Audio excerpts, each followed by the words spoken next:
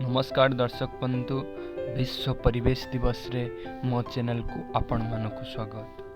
द्वितीय मार काम करुथिबा एई परिवेश पिला को छोट ठारू बड़ करिबारे मुख्य भूमिका ग्रहण करुथिबा एई परिवेश आज जर्जरित, आज दलित, आज निष्पेषित, तार सुरक्षा आज विश्व चिंतार विषय।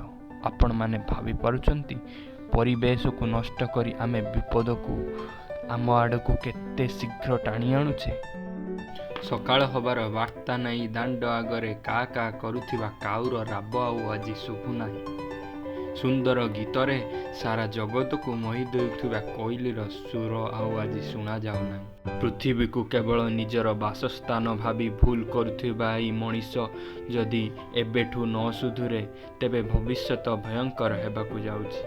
ए परिवेश समस्तंक पई, परिवेश रे बास करिबा समस्तंकर अधिकार।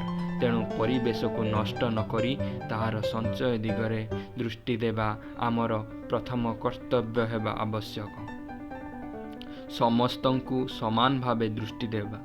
गोटिए गछ काटिबा बेले दुईटी गछ रोपण करिबा आमर लक्ष्य हेबा आवश्यक।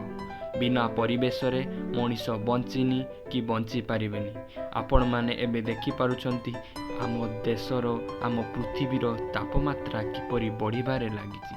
वृष्टिपातरे अनियमितता एवं माटीर उर्वरता ह्रास, पशु पक्षी मानकर लुप्त हेबा, एहिपरि नानाविध समस्या एबेठू जदि मनीष सम्मुखीन होउछि तेबे भविष्यत रे आउ कौन जे नहब ताहा चिंता करि पारुनाई एही मनीष।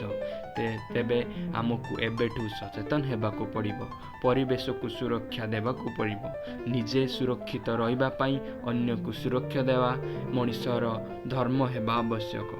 मु आजिर ई विश्व परिवेश दिगरे समस्तंको एक वार्ता देवी। परिवेशर संतुलन समस्तंकर लक्ष्य हेबा आवश्यक। गोटिए गोटिए गछ लगाई जीवन सार्थक करंतु। जय हिंद।